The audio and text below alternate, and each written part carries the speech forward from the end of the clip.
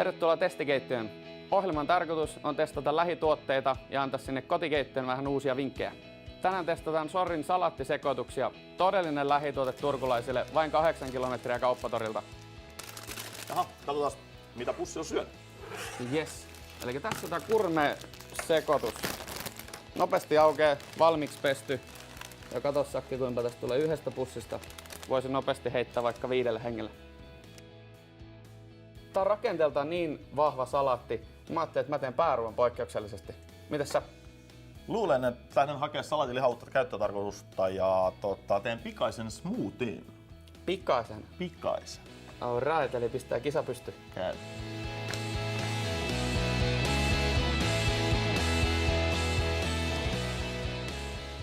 Pääruoka on tulossa.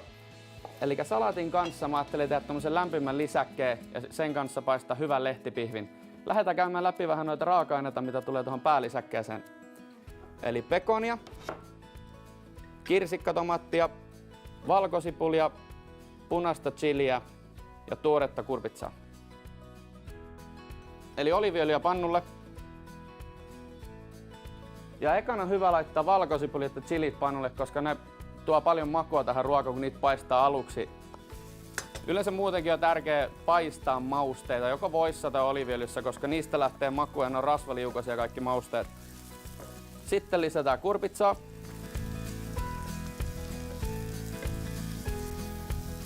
Kurpitsat on kypsynyt nyt noin 2 minuuttia chilin ja valkosipulin kanssa ja tuoksusta huomaa, että ei tule kyllä hullumpi ruoka. Eli lisätään pekonia. Pekonista saadaan vähän rasvasuutta ja pekoni kun irrottaa rasvaa, niin siitä tulee tosi hyvä maku.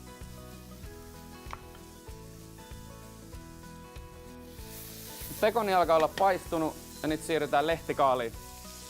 Erittäin helppo käyttää, eli nopeasti pyörätään vaan pannulla. Yleensä näitä haudutaan todella kauan, mutta mun mielestä mä tykkään, että siinä säilyy semmonen pieni rapeus. Sitten lähdetään lisäämään pinjasiemeniä ja kurpitsasiemeniä. Sopi loistaatti, kun meillä on kurpitsaa tossa mukana. Ja tärkeää laittaa lopussa kirsikkatomatit, koska ne alkaa nahistumaan ja luovuttaa nestettä.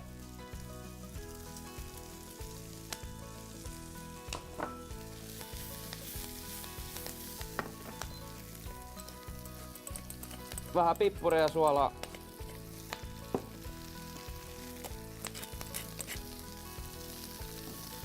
Ja homma bueno. Lämmin lisäke valmiina. Salaatti odottaa.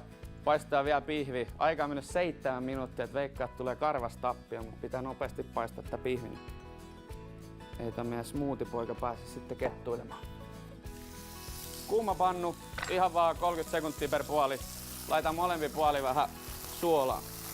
Pihvin toinen puoli alkaa näyttää hyvälle. Käännetään, odotetaan 30 sekkaa ja aletaan kasa annosta.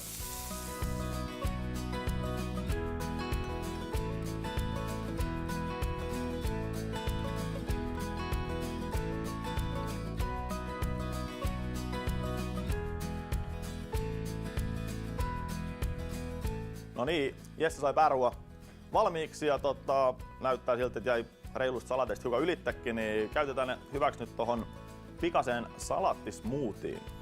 Eli blenderiin pistetään omenamehua, tommonen 8 senttiä. Sitten puristetaan sinne vähän happoja, pistetään puolikkaan limenmehut, kurkkua,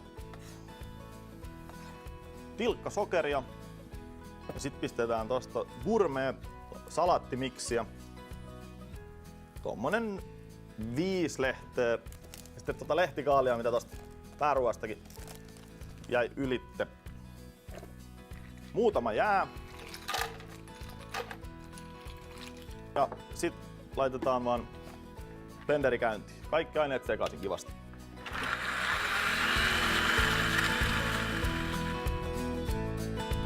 Se oli näin helppo ja nopea. Se on nyt valmista. Kaadetaan vaan lasiin ja noin. Ja koristellaan tosta. Pistetään tommonen lehtikaali ja vähän limeä siihen, niin näyttää hyvältä.